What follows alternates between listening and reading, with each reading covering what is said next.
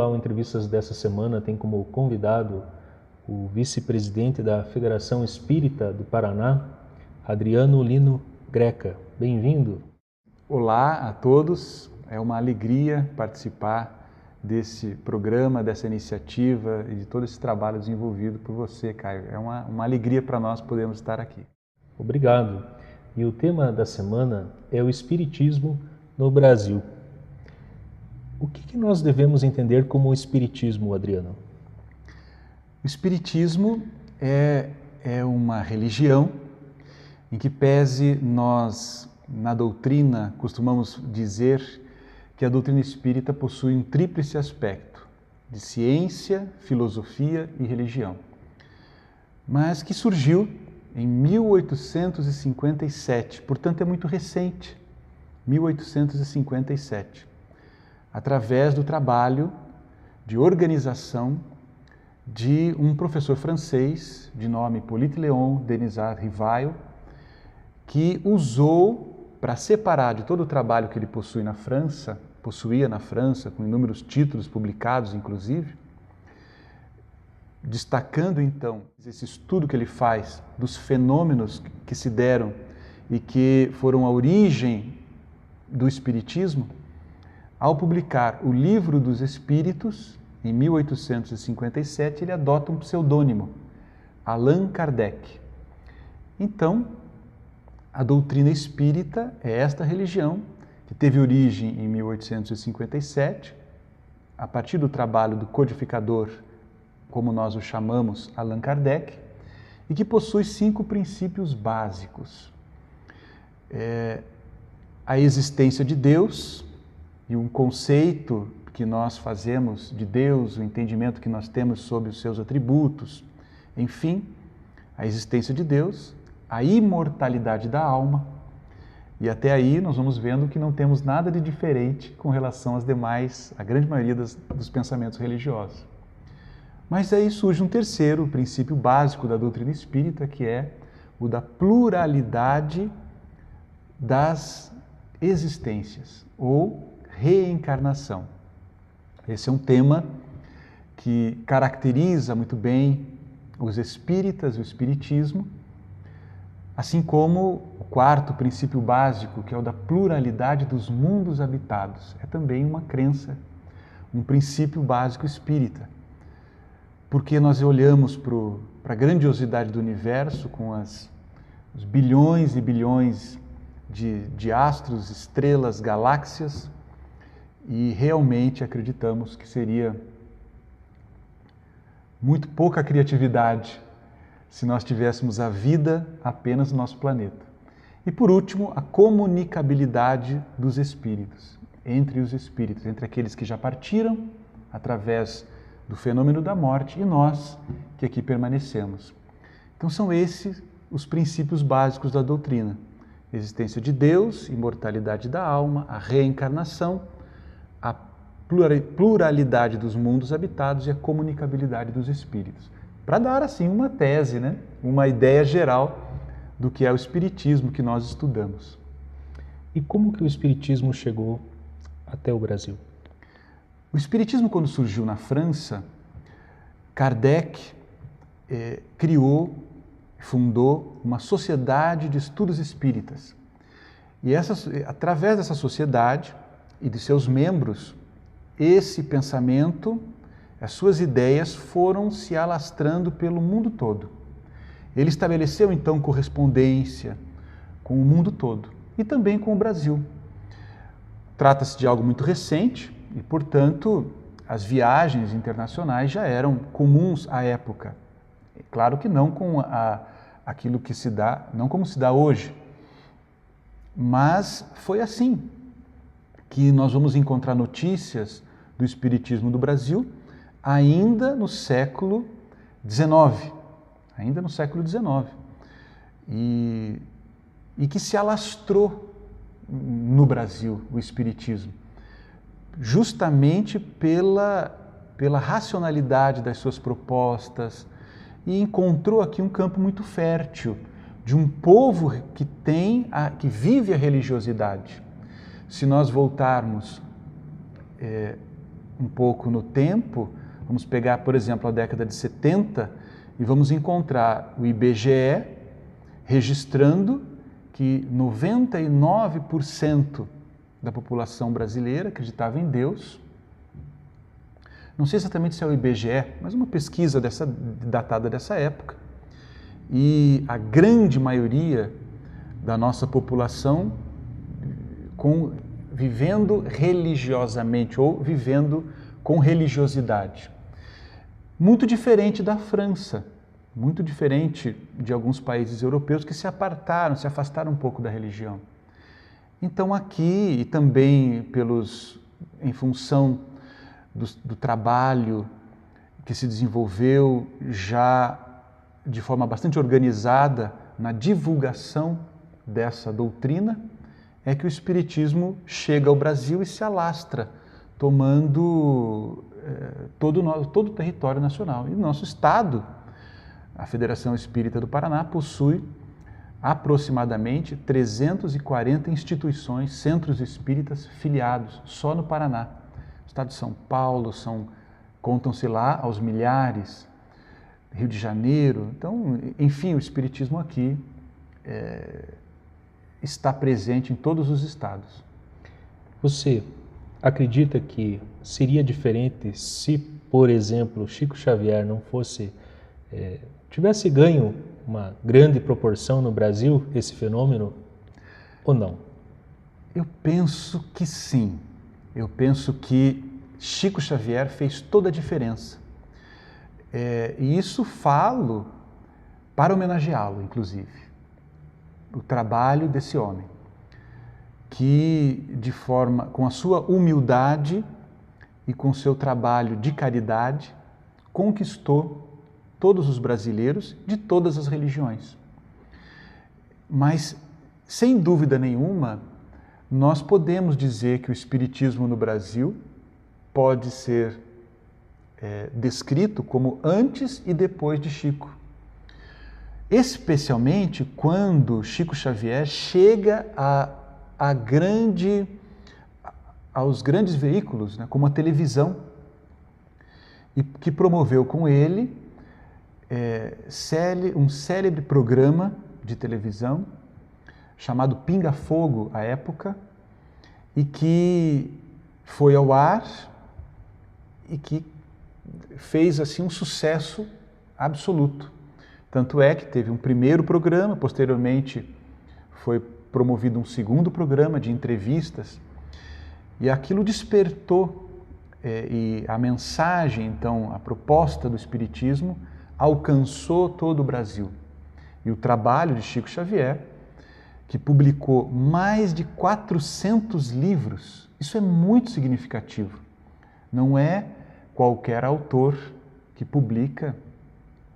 Nós sabemos a dificuldade de se escrever um livro, mas Chico, de fato, não os escreveu, mas sim serviu de intermediário através do fenômeno da psicografia, uma das modalidades, dos diversos tipos de mediunidade, mas através da psicografia de Chico Xavier, ele publica mais de 400 livros, dos mais variados temas, né?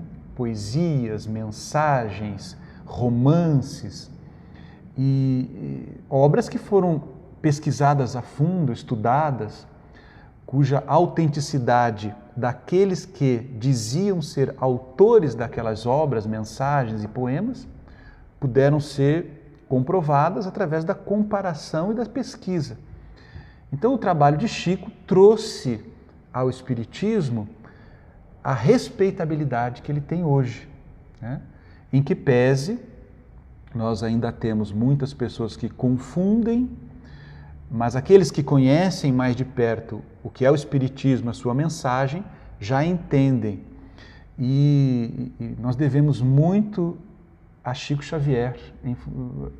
O que é o Espiritismo no Brasil deve muito a Chico Xavier. E é diferente o Espiritismo em outros países?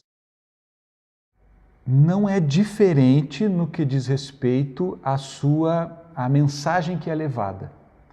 É preciso que se diga que o Espiritismo no mundo hoje não tem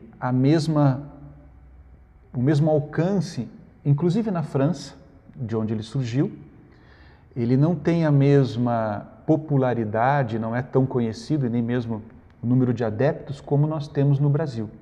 O Brasil é hoje o maior país espírita do mundo. E existe um Conselho Espírita Internacional que surge também a partir da organização que nós temos no Brasil. Quer dizer, uma iniciativa da Federação Espírita Brasileira e do Conselho Federativo Nacional, que é um órgão composto de todas as federativas, né, dos estados. Então, a partir da Federação Espírita Brasileira, surge o Conselho Espírita Internacional e é do Brasil que nós vamos enviando e mantendo e sustentando o movimento espírita no mundo todo. Deve-se aí, sim, a uma outra personalidade que merece aqui ser destacada, Divaldo Pereira Franco, que é o grande orador espírita baiano e que viajou o mundo inteiro, viajou e viaja o mundo inteiro pregando o espiritismo. E por onde ele passa, ele atrai os espíritas, os simpatizantes pela proposta e a mensagem espírita, e ali então ele vai deixando pequenos núcleos que vão se transformando em instituições e vão então divulgando a doutrina espírita. Por você falar em doutrina espírita, existem alguns livros que vocês consideram como sagrados? Não temos na doutrina espírita, não os consideramos sagrados, com todo respeito àqueles que assim se referem aos seus livros básicos, né? Mas a doutrina espírita, toda ela surge a partir de O Livro dos Espíritos, publicado então, como dissemos, por Allan Kardec, em 18 de abril de 1857. O Livro dos Espíritos é dividido em 4 partes. E cada uma destas partes recebe posteriormente um aprofundamento, também obra de Kardec.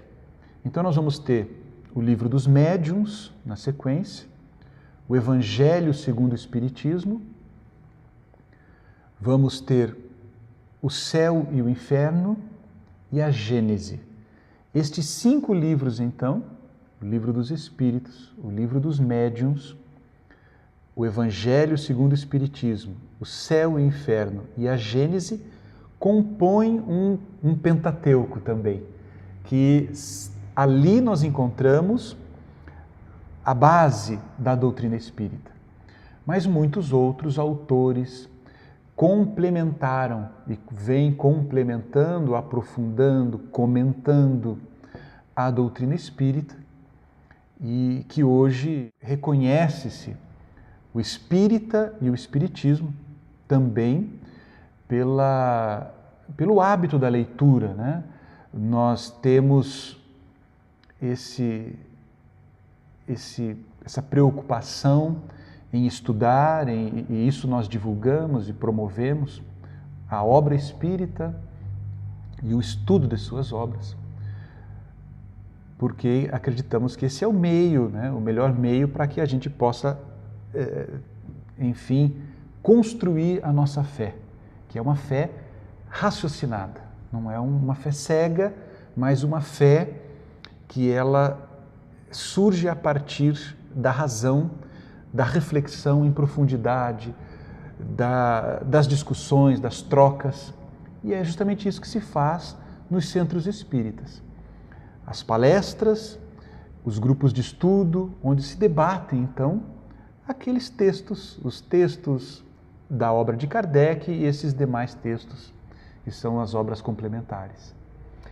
Falando sobre ritos, existe alguma questão iniciática, ou mesmo quando tem a questão do funeral, né? Existe alguma ritualidade, mesmo que tenha essa questão da desencarnação, né, e tal? Existe alguma questão que envolve isso aí ou não? Não. O Espiritismo é uma doutrina livre de rituais. É claro que nós temos algumas práticas. Por exemplo, nós temos as palestras públicas e normalmente elas são seguidas de algo que vai se encontrar em quase todas as casas espíritas, que é a chamada tarefa do passe. Né? Não se trata de um ritual, até porque as casas têm a liberdade de oferecer ou não esse que é um trabalho de doação de energias. Então é o que mais talvez faça lembrar e que muitas pessoas ao presenciar e participar associam com algum ritual, mas não é um ritual, é uma prática. Assim como também nós acreditamos que os templos religiosos, não apenas os centros espíritas, mas os templos religiosos são espaços especiais. Ali, justamente quando ali se cultiva a fraternidade, quando ali se desenvolve um trabalho sério, quando ali nós temos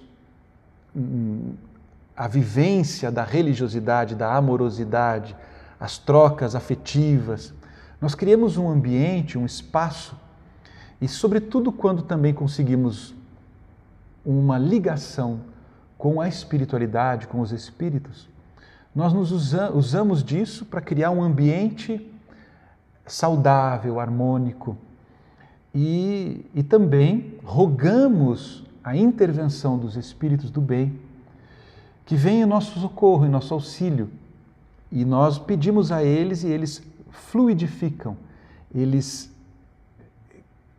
a água, então, é algo que também é uma prática que vai se encontrar nas casas espíritas, nas instituições espíritas. Nós oferecemos ali a água que traz um pouco desta essência desse ambiente, mas muitas vezes específica,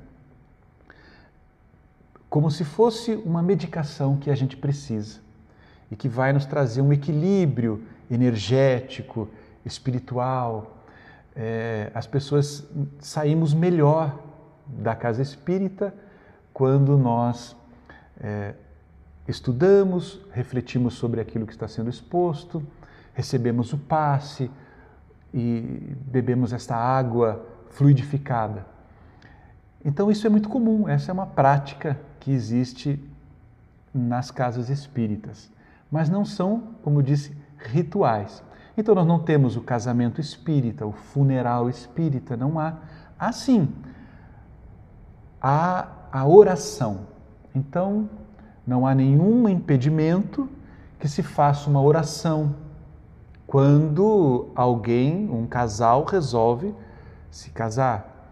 Quando, no momento da desencarnação, num funeral, que se dá nos templos que são oferecidos, nos espaços que são oferecidos normalmente, geralmente as capelas ligadas aos cemitérios, e capelas que têm uma vinculação quase sempre com a doutrina católica. Mas nós usamos o mesmo espaço, mas ali nós elevamos o nosso pensamento a Deus e rogamos a Ele o auxílio, a proteção, aqueles que ficam, aquele que vai, mas sem nenhuma ideia de um ritual específico.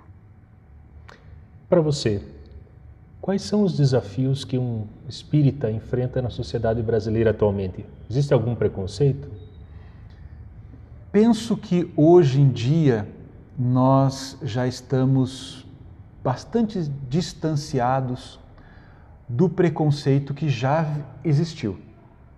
Já há um entendimento em torno das propostas espíritas, do que é o espiritismo, e já não se confunde mais o espiritismo com outras denominações e com outros pensamentos religiosos.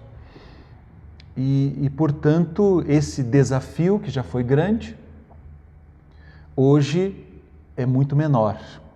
Nós temos, por exemplo, na nossa cidade, Curitiba, no nosso estado, mas não somente em Curitiba e no nosso estado, o programa Momento Espírita, que vai ao ar diariamente e que a sua mensagem, ela vai aos poucos, porque já está no ar há muitos anos, ela vai, mais de 20 anos, diga-se de passagem, ela vai aos poucos sensibilizando as pessoas em torno de qual é a nossa proposta, ou qual é a proposta do Espiritismo para as nossas vidas.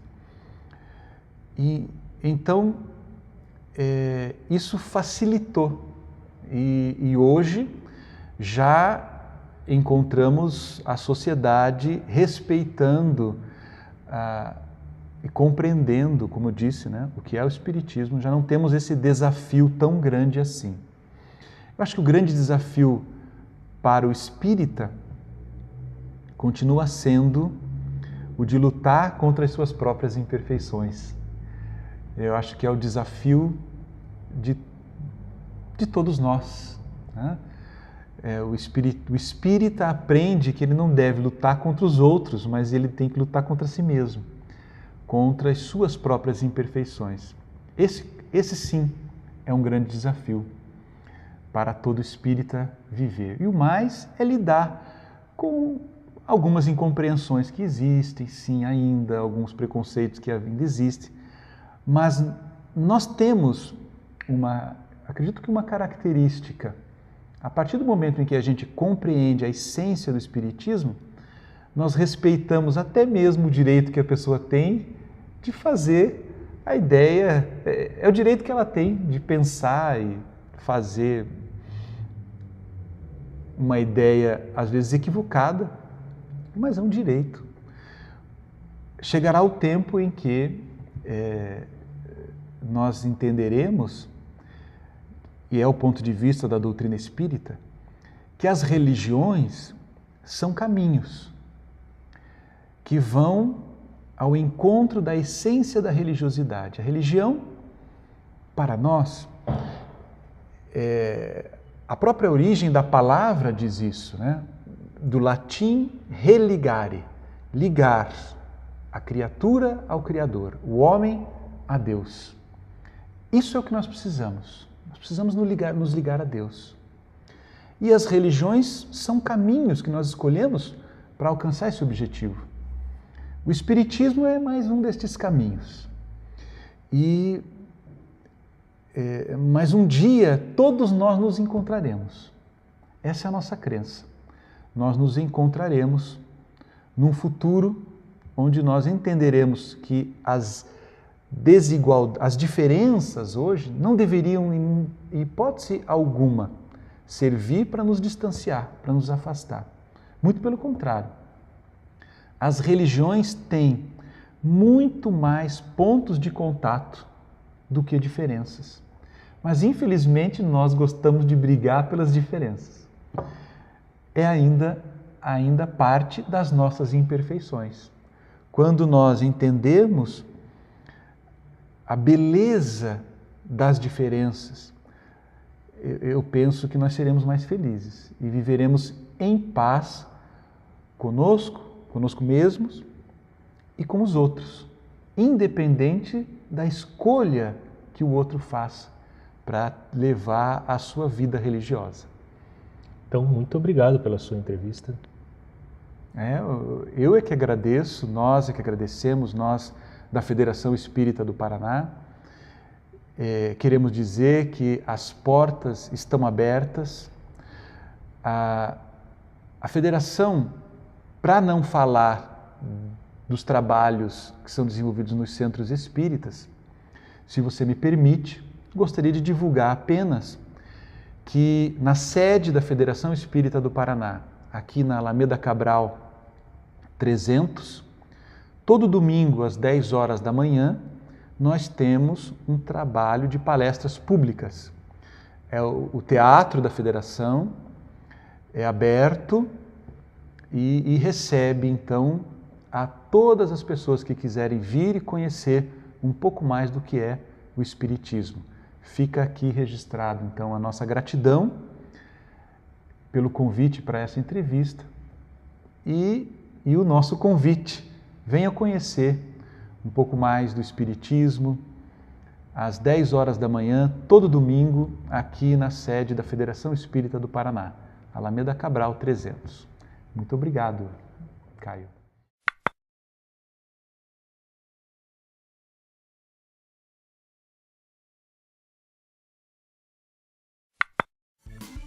Se você gostou desse vídeo, clique em gostei logo abaixo dele e ajude-nos a divulgá-lo. Aproveito para te convidar para acompanhar as próximas entrevistas que serão publicadas neste canal. Para acompanhá-las, clique na palavra inscreva-se que você vê aí na tela. Até mais!